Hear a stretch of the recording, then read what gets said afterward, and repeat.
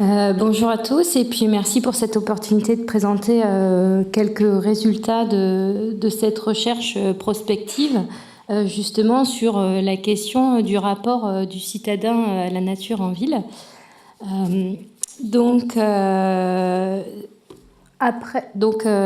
Comme j'ai dit, c'était une prospective de recherche. J'attends juste le diaporama. Je sais pas si... Ah oui, d'accord. Ok. Du coup, l'idée, c'était vraiment d'apporter d'autres questionnements sur cette idée de nature en ville et de s'interroger vraiment sur quel rapport le citadin a à cette nature. Donc, pour la présentation, on va d'abord présenter les principaux constats et enjeux de la nature en ville pour l'environnement. Qu'est-ce qui nous a amené à cette réflexion ? Ensuite, on définira les objectifs de cette recherche exploratoire. Et puis, on est en droit de se demander aussi pourquoi est-ce qu'on a pensé cette recherche au regard de la participation. Ensuite, on définira le cadre méthodologique, quelques résultats inhérents des 2 ateliers qu'on a établis, et puis quelques pistes de recherche qu'on pense explorer. Donc, dans un premier temps, on peut constater que plus de 50% de la population mondiale vit en ville. Et si on reporte ça en France, on constate que plus de 75% de la population française habite en zone urbaine. Ça nous amène à définir des enjeux environnementaux et sociaux, puisque de plus en plus de monde habite et habitera en ville, donc notamment en termes de santé environnementale, de biodiversité, de réduction des îlots de chaleur, de gestion des eaux fluviales, lutte contre les pollutions, et puis aussi tout ce qui est attrait au lien social et au bien-être. Donc tout ça, tous ces enjeux environnementaux et sociaux vont définir des défis pour demain, qui consistent en premier lieu à réduire l'empreinte carbone et aussi à améliorer les conditions de vie en ville et puis à favoriser le partage des espaces et le vivre ensemble.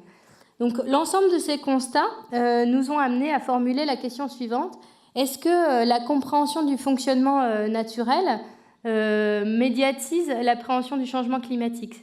En d'autres termes, est-ce que mieux comprendre comment fonctionne la nature va impliquer des transformations de pratiques et en tout cas une meilleure prise en compte et compréhension du changement climatique. Donc, pour les objectifs de cette recherche, donc on a défini des macro-objectifs qui visaient plutôt à dégager, comme je l'ai dit, des axes de recherche sur la question de la nature en ville. Donc, il s'agit ici d'une recherche exploratoire. Et puis aussi de trouver de nouvelles idées sur cette question de la nature en ville pour sortir des réponses stéréotypées et proposer, en fait, par exemple, dans le cas de Focus Group, où on a décidé justement de favoriser, de tester des méthodologies plus actives et de les faire rentrer dans le domaine scientifique et de voir ce que ça donne. Au niveau des micro-objectifs, donc, on s'est intéressé à dégager différentes représentations sur l'intégration et la place de la nature en ville, d'évaluer des projets d'intégration déjà existants et d'en définir des critères, les critères à la fois jugés plus positifs ou plus prégnants, plus demandés, et puis des critères plus négatifs. Et puis aussi, l'idée, c'est aussi de travailler cette reconnexion à la nature, et puis justement ça nous a amené à travailler sur le rapport au sens et au sensoriel vis-à-vis de cette nature en ville. Donc 3 phases dans cette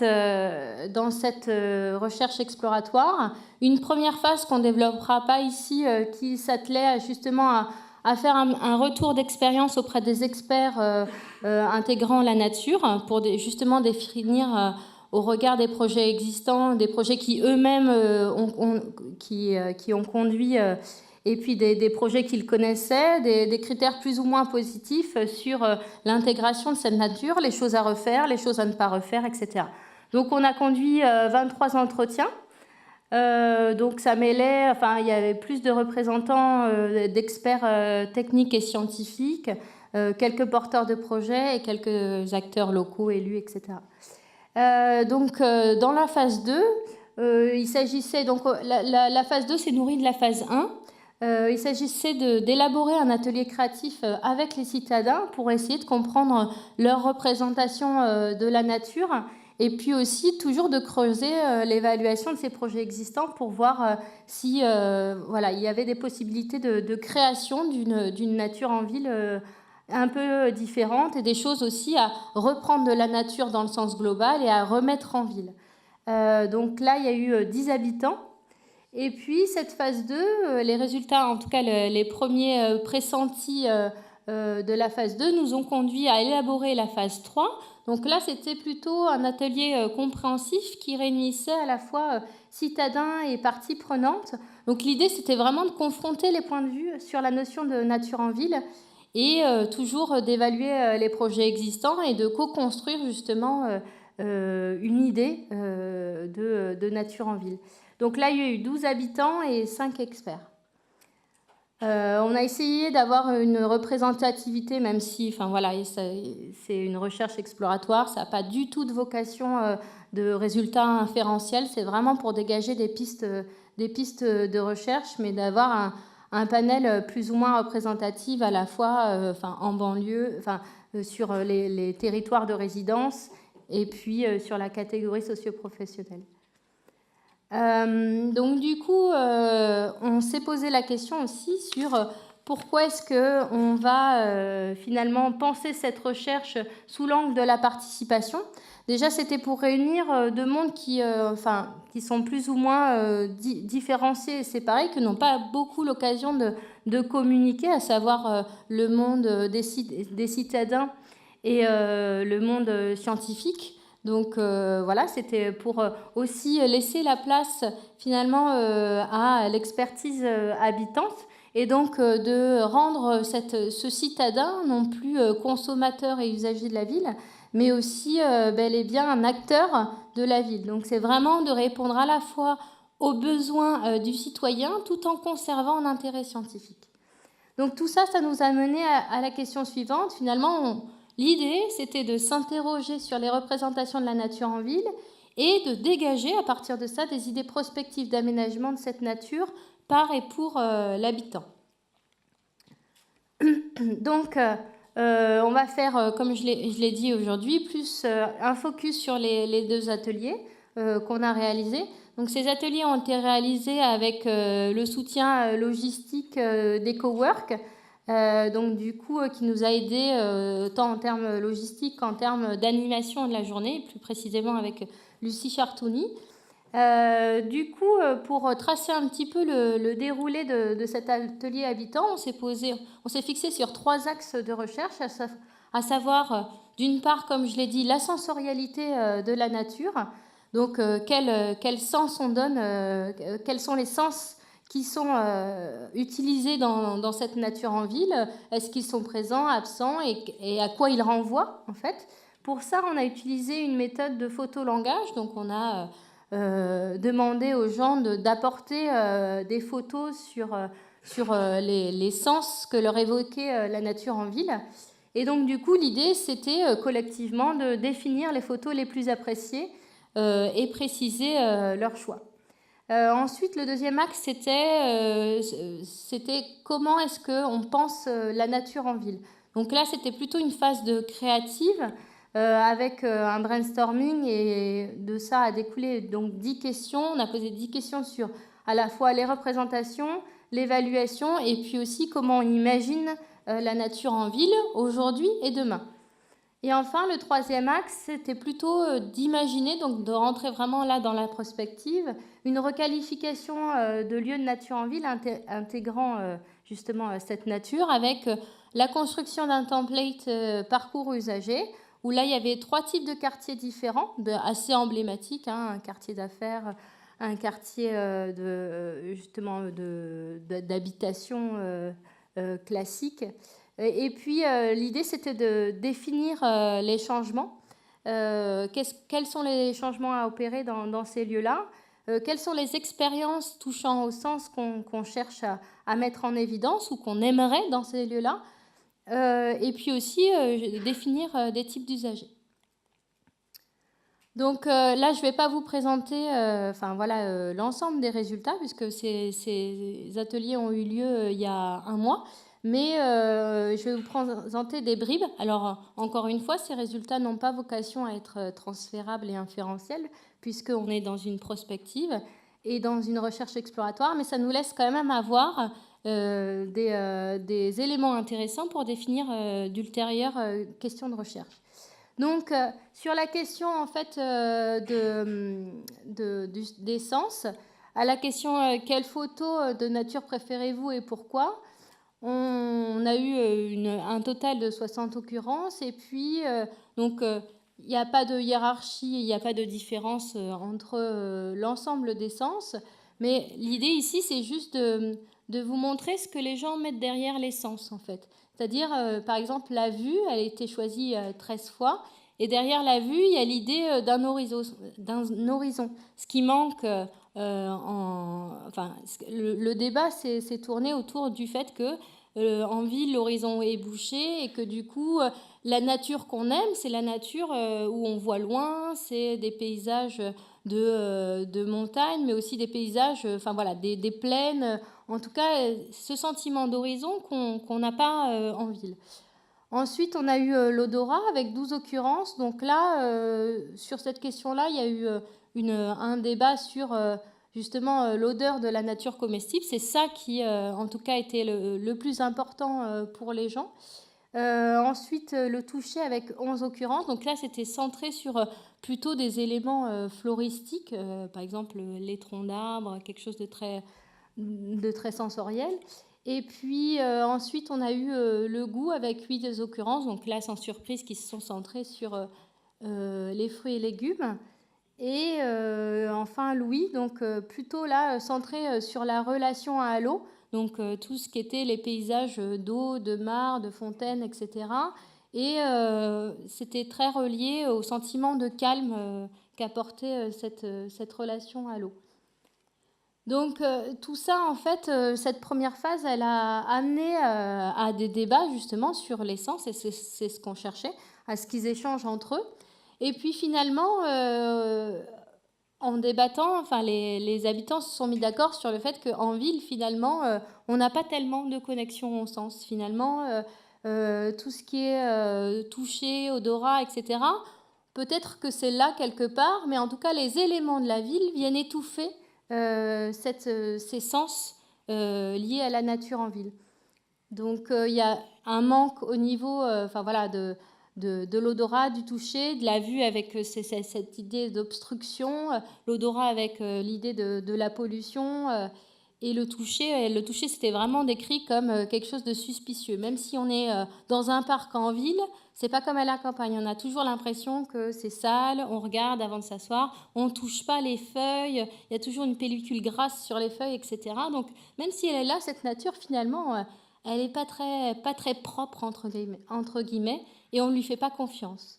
Donc là, on s'est posé aussi la question de c'est quoi la reconnexion à la nature quand les sens ne sont plus là. Dans quelle mesure est-ce qu'on peut se reconnecter à la nature sensoriellement si ces sens sont absents? Donc là, c'était plus, dans le cadre du brainstorming, de définir des actions originales pour introduire de la nature en ville demain. Les occurrences ne sont pas, je les ai pas regroupées volontairement pour laisser avoir un peu la dynamique des échanges, et puis pour justement montrer les diverses réponses. Mais si on regarde bien, en fait, il y a déjà un premier lien qui est fait entre la nature et l'énergie. En fait, quand on demande nature en ville, les gens répondent souvent panneaux solaires, voitures électriques, etc. Donc, est-ce que c'est un effet de mode, ou est-ce que vraiment il lie la nature en ville à des questions énergétiques à creuser? Ensuite, les actions, c'est essentiellement tourné sur la flore, Et comme le montrent d'autres études scientifiques sur le sujet, c'est vrai que la faune et les matériaux naturels de construction, par exemple, sont souvent oubliés de cette nature en ville. Donc, à nouveau, là, on retrouve des éléments liés à la flore, comme végétaliser ma rue, etc., ou planter, mettre des bacs à palettes, etc. Et puis aussi, on entrevoit, donc ça, c'est des résultats aussi qu'on a retrouvés lors de la phase 1 avec les experts, un désir d'empowerment et de pédagogie autour de cette nature en ville et de l'idée que la participation, c'est aussi important pour la construction de cette nature en ville. Donc le deuxième atelier, donc on a repris un peu les mêmes axes. Donc toujours penser la nature en ville avec la méthodologie de photolangage plus le brainstorming. Alors l'idée, en fait, là, on s'est concentré non plus sur la nature dans le sens global, mais on a resserré sur la nature en ville. Et donc tous les éléments, toutes les photos qu'on a proposées donc du coup aux participants, c'était issu de ce qu'on nous avait proposé lors de la phase 2. Donc on a fait un mur en fait de photos et là à nouveau les participants étaient invités à dire ce qu'ils appréciaient le plus et ce qu'ils appréciaient le moins, ce qui faisait moins sens pour eux concernant la nature en ville. Ensuite, on leur a posé des questions sur à la fois les représentations, les intégrations et les manques de la nature en ville. Ensuite, le deuxième axe renvoyait à évaluer les projets existants avec un template définir, prioriser, débattre. Donc là, ils étaient mis en petits groupes. Et l'idée, en fait, comme l'idée première de cet atelier, c'était vraiment de confronter les points de vue, de mettre en regard les points de vue habitants et les points de vue experts. Malheureusement, on n'a pas eu assez d'experts, mais en tout cas, c'était quand même intéressant parce qu'on a mis un expert dans chaque groupe. Et donc, de définir un consensus sur un projet de nature en ville jugé positif, de définir des critères sur le pourquoi il est intéressant, ce projet, et aussi de noter les points de débat, les points qui font question, les points de débat entre eux, mais aussi qui posent question pour l'intégration de cette nature en ville. Et enfin, donc, le troisième axe, on était sur comment est-ce qu'on peut lever les difficultés et les leviers d'intégration de la nature en ville avec un template des chemins du possible. Donc là, l'idée, c'était de repartir de l'utopie, entre guillemets, d'un projet réussi qui plaît à tout le monde, etc., etc. Et puis de déconstruire un peu ce projet par étapes pour en revenir à vraiment le point de départ. Et à chaque étape, on définissait des difficultés et les leviers de chaque étape. Ce qui nous permettait de voir un peu comment est-ce qu'on peut arriver à solutionner, en tout cas, et arriver à des projets comme celui-ci. Donc nous, là, je vais vous présenter des résultats sur le deuxième axe. Donc là, l'idée, c'était qu'ils soient en petits groupes, comme je l'ai dit. Et puis, donc, ce dont on s'aperçoit, c'est que le premier groupe a défini la coulée verte comme premier projet faisant consensus au sein du groupe, avec un premier critère de revégétalisation de la ville, ça apporte du vert. Avec comme deuxième critère l'idée d'un cheminement. Ils aimaient bien le fait qu'on puisse passer d'un point à l'autre sans rencontrer de voitures, etc. C'était vraiment l'idée d'une trame verte. Et puis en troisième critère, cette idée de hauteur qui venait justement parler à ceux qui, par exemple, n'avaient pas trouvaient que dans la ville, il n'y avait pas de visibilité. Donc ça renvoie à ça, cette notion de hauteur renvoie à la question de la vue et de la visibilité. Donc le point de débat ici, c'était la sociabilité. Est-ce que finalement ce cheminement et puis cette coulée verte, est-ce que ça crée vraiment un endroit de sociabilité ? Donc voilà, il y avait des débats sur cette question au sein du groupe. Ensuite, le deuxième projet, c'était celui du jardin sauvage dans le 18e. Donc avec le premier critère, l'idée que soit très préservé en termes de biodiversité. Alors pour juste rappeler, le jardin sauvage, c'est un jardin qui est dans le 18e, qui est fermé la plupart du temps pour des questions justement de nature et de biodiversité. Il est ouvert une fois par mois aux habitants. Et voilà. Et donc le deuxième critère, c'était aussi ce rapport au sens, l'éveil des sens finalement, même sans l'avoir. Enfin voilà, c'est l'idée qu'on entend et qu'on est finalement, donc troisième critère, curieux, c'est de ce qui se passe dans cette nature un peu préservée, un peu, je dirais, mystérieuse, et ça stimule finalement la curiosité. Donc il y a aussi donc des éléments de surprise de cette nature en ville. Ce qui a fait débat, c'est aussi finalement cette nature préservée. Enfin voilà, elle est préservée, donc pas accessible. Qu'est-ce qu'on fait qu'est-ce qu'on fait de l'usage? Qu'est-ce qu'on fait du besoin des habitants finalement d'avoir aussi besoin de zones de nature en ville. Voilà. Ensuite, le troisième projet, c'était l'îlot d'Amarante, donc troisième groupe, donc l'îlot d'Amarante à Nantes. Donc ça naît d'une dent creuse. En fait, c'est un projet de jardin partagé qui est né d'une dent creuse et qui a été élaboré avec des habitants, à l'initiative même des habitants. Le premier critère, c'était évidemment le lien social et la mixité sociale dans ce lieu. Ensuite, on a eu l'appropriation par l'habitant et puis le fait que cet endroit soit générateur aussi de convivialité. Alors, le débat qui a eu lieu dans ce groupe, c'est l'accessibilité de ce type de jardin. Avec, au départ, un jardin, c'est même pas un jardin, au départ, c'est une dent creuse, donc c'est une friche qui est ouverte, qui est accessible.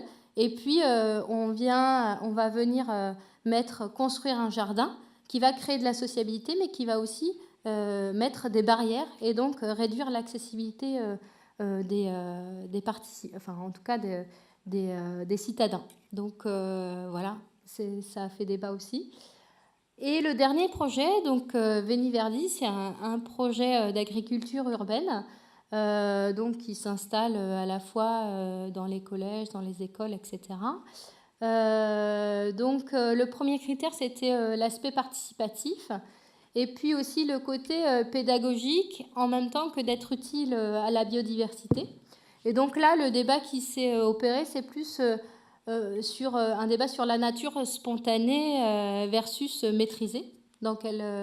Où est-ce qu'on se situe Et donc, à travers tout ça, on a justement dégagé des axes d'éléments de sociabilité, de biodiversité et aussi des éléments de surprise.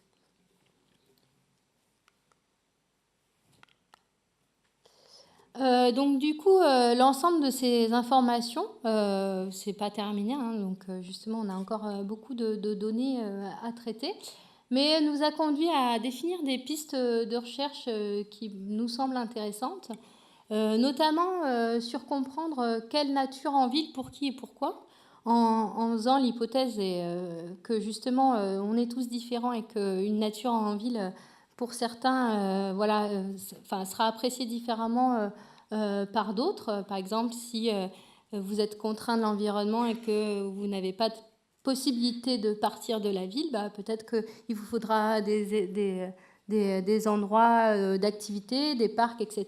Peut-être que vous serez plus dans la nature contemplative si vous avez la possibilité de sortir de cette ville. Donc voilà. Donc l'idée, c'était d'établir des typologies d'usagers des différents lieux de nature urbaine par questionnaire.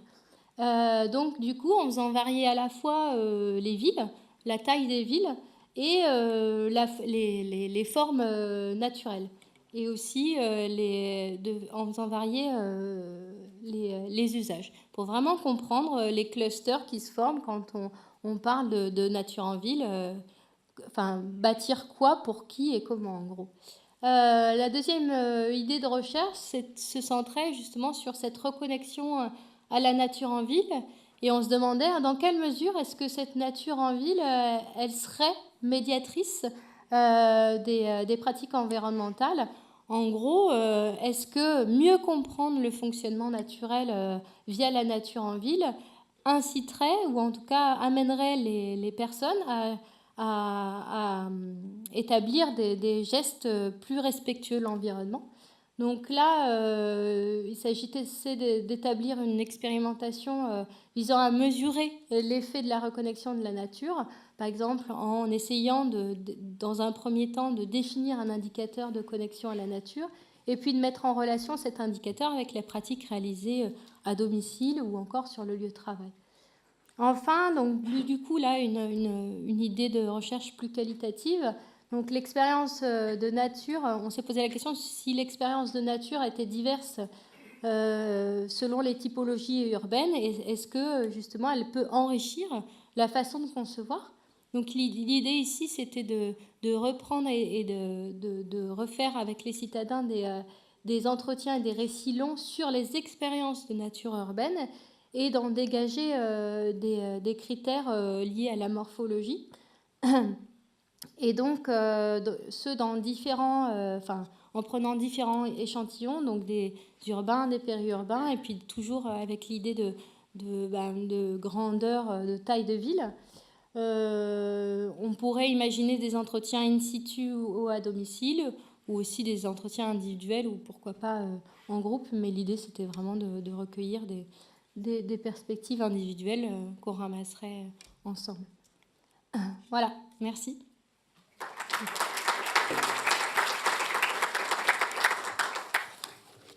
Si vous avez des questions. On a un petit peu de temps pour des questions. Moi, j'en ai. Ah bah. Oui, donc Nathalie Frascarel-Lacoste, professeure à AgroParisTech. Merci beaucoup pour cet exposé que j'ai trouvé extrêmement passionnant. J'avais une petite question méthodo. Pourquoi, dans la première partie, vous expliquez bien l'importance des autres sens que la vue. Pourquoi, dans la seconde expérimentation, vous n'êtes pas passé aussi par là? Parce que vous avez dit, on montrait des photos. Oui. Est-ce que ça n'aurait pas été intéressant de faire sentir certaines choses ou de faire entendre et de voir un peu le type de réaction, voilà, comparativement à ce qui s'était passé avec les photos? Alors oui, ça aurait été intéressant. On l'a fait un petit peu, enfin là je ne l'ai pas présenté, mais quand même il y a eu un retour sur, j'ai des données sur, d'abord sur la sensibilité, c'est-à-dire tout le monde s'est exprimé sur le sens, enfin voilà, il y avait une question là-dessus. Donc, mais c'est vrai que c'est de l'ordre du descriptif. C'est vrai que de passer justement à un peu plus même, là c'est de participatif et comme de faire sentir des choses, ça aurait été intéressant effectivement. Oui, bien sûr. Donc, une question sur la mise en œuvre de ce type de travaux. Là, vous avez étudié des projets en ex post. Tu as parlé de pistes de recherche, mais est-ce que ce n'est pas aussi des choses que tu peux mettre en pratique au quotidien sur de vrais projets d'aménagement? Comment ça Est-ce que toi, dans le cadre de tes activités, tu interviens avec des entreprises qui vont faire la conception de projets urbains pour traiter ces questions-là? Pas vraiment, parce que moi je travaille plus sur des projets de recherche. Donc j'aimerais, hein, mais pour l'instant en fait, je travaille que en amont et je travaille pas encore dans le faire en fait. Parce que justement, AgroParisTech est en train de lancer, avec notre appui, une start-up pour diffuser un outil qui s'appelle Biodistrict qui traite de beaucoup de ces sujets-là. Et ça me paraît assez complémentaire dans la conception d'un quartier de traiter de ces questions dès le départ. Puis j'ai une autre question avant de passer la parole. Vous avez un peu regardé la nature que les gens n'aiment pas? Oui. On parle souvent des pigeons, des oui, rats. Oui. Du coup, les résultats ne sont pas exhaustifs, hein, mais dans la première partie, donc pour les photos, on leur demandait d'apporter des photos des sens de la nature qu'ils aimaient et qu'ils n'aimaient pas, des choses agréables et désagréables. Et en fait, on a remis ces photos sur le mur. Donc, et en fait, justement, les résultats du deuxième atelier nous ont servi. Donc, on a parlé aussi des gènes dans la nature, dans le deuxième atelier. Et donc, ce qui ressort en gènes, c'est plutôt... alors, il y a deux thèmes, évidemment. Il y a les animaux et puis le climat, en fait. Avec, je pense, une appréhension de plus en plus forte pas du changement climatique, mais en tout cas de tout ce qui est attrait. Le vent fait peur, les bourrasques, les tornades. Enfin, il y a beaucoup de choses qui ressortent comme ça. Et ça, on l'a repris dans le troisième atelier pour rediscuter de est-ce que vous aimez, est-ce que vous n'aimez pas. Il y a vraiment, choisissez une photo qui représente le plus une nature en ville que vous aimez et une nature en ville que vous n'aimez pas. Et on a des données là-dessus. Et Par rapport aux animaux, par exemple, le renard, c'est pas aimé parce que c'est pas sa place en ville. Le pigeon, évidemment, parce que du coup, c'est une grosse cristallisation sur cet animal. Mais en même temps, il y a débat parce que c'est de la faune, en fait. Il fait partie de la ville, en fait. Donc, voilà.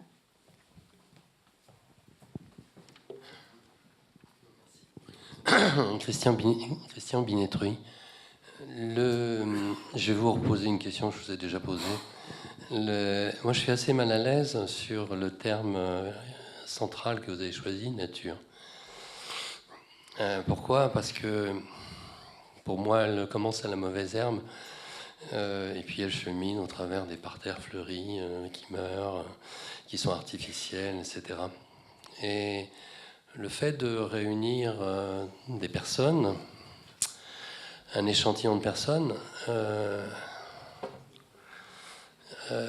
pour moi, crée une sorte de rumeur. Il y a un brouillage, parce que chaque intervenant a une conception de la nature, a une idée de ce concept. Et quand on rassemble ces points de vue différents sans les avoir bien situés, on a une sorte de bourdon qui produit un certain nombre de données. Et là, à ce moment-là, moi, je ne sais plus où je suis. Donc pourquoi ne pas avoir tenté, ou tenter à l'avenir, de plus interroger les participants sur leur concept propre de nature et d'attacher leur dire à cette démarche pour voir de quelle façon elle évolue au travers d'un groupe, etc. Et de la dynamique d'un groupe. Alors, au départ, c'est ce qu'on a essayé de faire dans le premier atelier, dans le sens où on a demandé des photos venant des gens, d'apporter des photos relatives au sens, mais on a laissé le terme nature. C'est-à-dire que c'était pas cantonné à la nature en ville, on parlait pas encore de nature en ville, on était là, ramenez-nous des photos qui fait appel au toucher, à la vue, etc., et qui vous parlent quand on dit nature. Et donc, du coup, l'idée, c'était d'élargir le scope, justement, de la nature pour voir... ça se trouve, il y a des éléments dans la nature, enfin, je veux dire, hors de la ville, qui sont intéressants à réintégrer en ville. On ne sait pas, par exemple, moi, ce qui m'a un petit peu interpellée, c'est il y a eu beaucoup de gens qui ont ramené des champignons.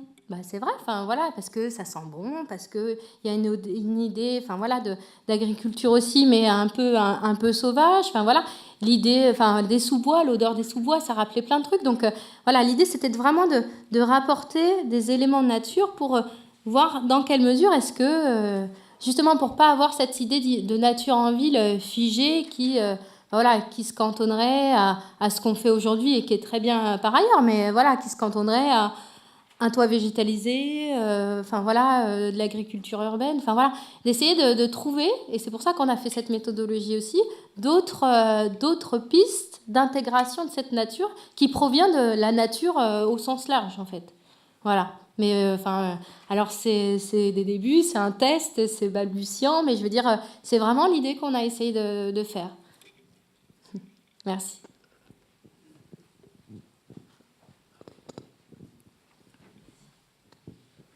Bonjour, Paola Munier. J'avais une question par rapport au projet réussi, ou une remarque ou une interrogation. Quand on regarde sur les 4 projets, finalement, il y en a 2 qui peuvent s'apparenter à l'agriculture urbaine, puisque les jardins d'Amarante, c'est un jardin partagé, et que Veni Verdi, c'est une ferme urbaine participative. Donc voilà, quelle est votre remarque par rapport à ça ? Est-ce que vous en déduisez quelque chose ? Sur les projets réussis ? Oui. Oui, en général, l'agriculture urbaine, c'est-à-dire que c'est... alors, je ne sais pas si c'est un effet de mode, parce qu'on en parle beaucoup, ou si c'est parce que, du coup, il y a l'idée aussi, ce qui intéresse beaucoup les gens dans l'agriculture urbaine, c'est... donc, oui, c'est une thématique qui est beaucoup ressortie, de faire et de manger. En fait, et ce qui fascine les gens, c'est de planter des choses, même sur leur balcon. C'est-à-dire, c'est une fierté. Enfin, c'est quelque chose, on se réapproprie quelque chose qui était hors de nous, quelque chose qu'on n'a pas l'habitude de faire, et cette fois-là, c'est nous qui le faisons. Donc il y a une espèce d'expérience et d'appréciation de l'agriculture urbaine par le faire. Et ça, c'est beaucoup plébiscité sur les citadins. Après, et c'est emblématique aussi, une autre chose qui est plébiscitée dans les projets qui marchent, j'aime pas utiliser ce terme-là, mais qui semble fonctionner, c'est l'idée de nature spontanée. Et alors là, on rentre dans une contradiction entre quelque chose de très maîtrisé, ou en tout cas, enfin, il y a aussi la permaculture, hein, donc c'est encore autre chose, et puis quelque chose, on laisse pousser. En fait, les deux grands thèmes, c'est aussi ça, c'est enfin, les gens, les citadins, et y compris les experts aussi, mais les citadins aussi rappellent ce fait de on laisse pousser, c'est important, voilà, la petite fleur qui pousse sur le trottoir, ça me fait plaisir, ça crée de l'étonnement, ça change le regard qu'on a sur la ville. Donc je dirais, dans les projets qui fonctionnent, ou en tout cas qui sont identifiés comme tels, c'est ces deux critères, quoi, en fait, ces deux projets. Merci. Merci beaucoup. Je pense qu'on peut applaudir Isabelle.